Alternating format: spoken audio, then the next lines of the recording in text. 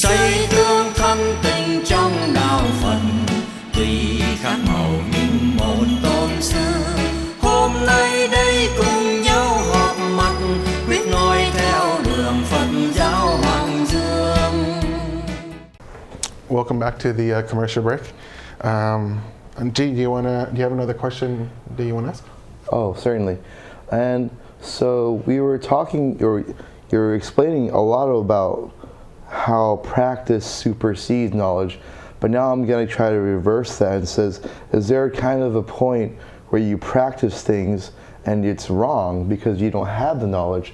And so, you know, if someone's diligently trying to practice this technique or this form, how do they know if this practice is wrong or if they're doing something the wrong way? When do you know when you actually need knowledge to actually support the practice that you've been doing through whatever means you're practicing in your life? Mm-hmm.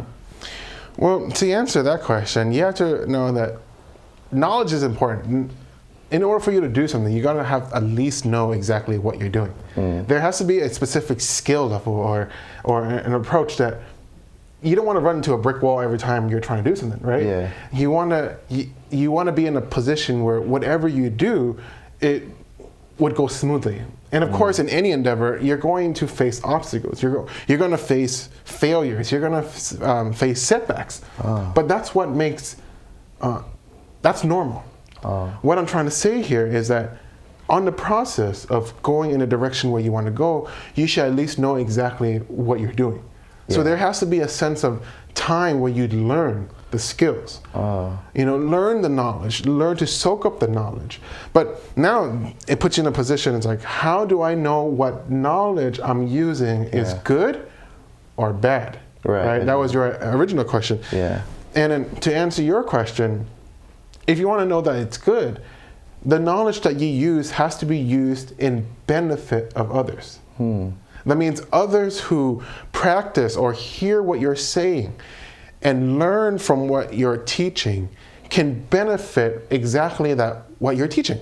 But on the other hand, if the knowledge that you gain and you share it with others, it becomes destructive, meaning that it causes harm for others, then that is not a good use of knowledge. For example, Einstein created the theory of relativity, E equals mc squared, right? E, which is the energy, equals the mass times the acceleration of the constant speed of light times square. And so basically saying that in energy and mass is relatively the same, right? But understanding that from a Buddhist point of view, as a knowledge point of view, we're able to see that everything is made up of energy. Right. This table is made up of energy. Our body is made up of energy. Where looking deep into our hand, we see cells, right? Look deeper into a cell, you will see molecules. Look deeper into a molecule, you will see an atom. Look deeper into an atom, what do you see? You see electrons, protons, and neutrons. And electrons, protons, and neutrons are essentially what? Energy.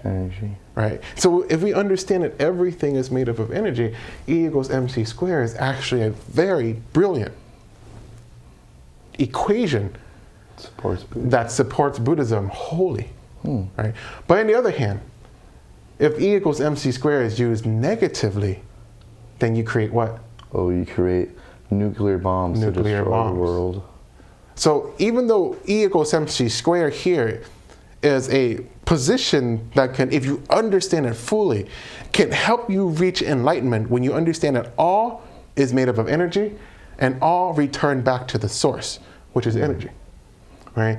And it's through cause and effect that we come into being. Through cause and condition, the causality of things, we're being in a position that we are now. But once we die, our body returns back to the earth, right? It's an ongoing process of karma.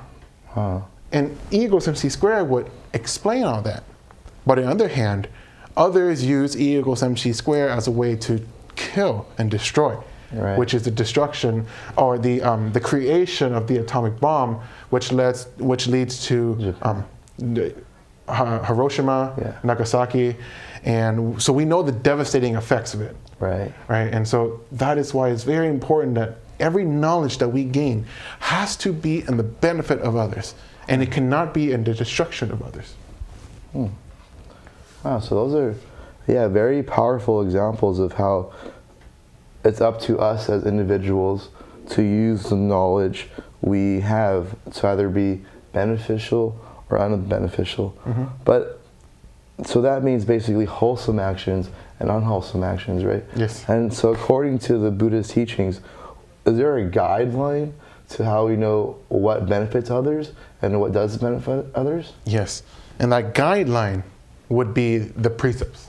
Right? And the fundamentals of Buddhism, there are 5 precepts. 1, do not kill. 2, do not steal. 3, no sexual misconduct. 4, no false speech or lying. And 5, no use of intoxication, or that can cloud the judgment of the mind.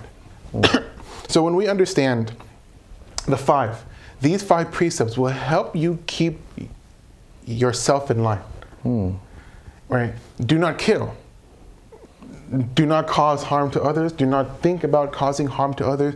Do not do anything that can destroy others, but use your actions, your words, your thoughts to always preserve others. Not to kill, but to preserve. 2, do not steal. Do not take anything that does not belong from you. Do not take even the smallest blade of grass or something as big as an elephant, or as a car, or as a house, or anything. As small and as big, you cannot take it. That does not belong to you. 3, no sexual misconduct. Always respect other people's relationship, or in the use of here, no. What's the word that people use nowadays? No sexual assault, no rape, or all that. No illicit sexual activities. But always use your compassion to help others see the benefit that they see themselves, and help build people up rather than take advantage of them. 4, no false speech. No false speech here means that no lying, but it goes even further. Do not use your words to cause harm. Do not use your words to condescend. Do not use your words to break other people down, but rather use your words to lift people up. Use your words to inspire. Use your words to build people and build character and build relationship rather than to destroy. Okay? And 5th, no intoxication. No use of alcohol that can cloud the judgment. If we understand now, a lot of people, when they drink wine or drink alcohol and they drive, it leads to an accident. Right. There's no more control of the mind, and alcohol, increased use of it or overdose use of it can lead to death, can lead to a lot of organ failures, but most importantly, it clouds your judgment at the moment when you're drinking. And so, but if you're using alcohol as a way for medicine, it's okay. And I understand there's a lot of social drinkers out there. If you're just a practicing Buddhist, 1 or 2, like a glass of wine. Right. They say a glass of wine a day is good for your heart, and as long as you don't go over that to the point of a state of inebriation, then you'll be okay. It's good for your health. But what this says here is, do not drink to the point where it's like you're clouded by your judgment. And you cannot understand and see where things are going, and it's very harmful for you. And because our goal as Buddhists is to always be in control of our mind, taking something like alcohol will cloud and inhibit that control over what's most important to us, which is our mind.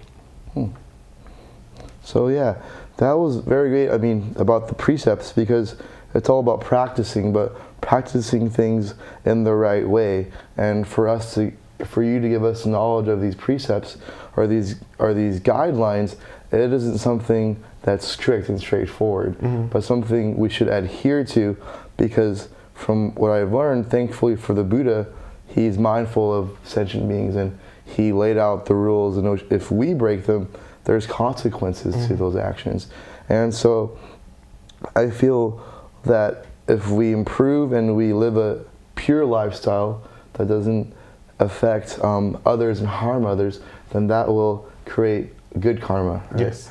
And so the last thing I want to say, if we have time, is just how immediate things can, like, what kind of fruits are you talking about from the actual practice of doing good? What can you see immediately if it's too quick? Unfortunately, that's a great question. So it would look like the audience would have to tune in next week to hear the answer to that question. Yeah. And so unfortunately, we don't have much time. We'd like to thank you for sticking with us and hearing us share about the Dharma and how you can use the Dharma to improve the quality of your life. And so we look forward to seeing you next week. Namo Bổn Sư Thích Ca Mâu Ni Phật. Xây tương thân tình trong đạo Phật.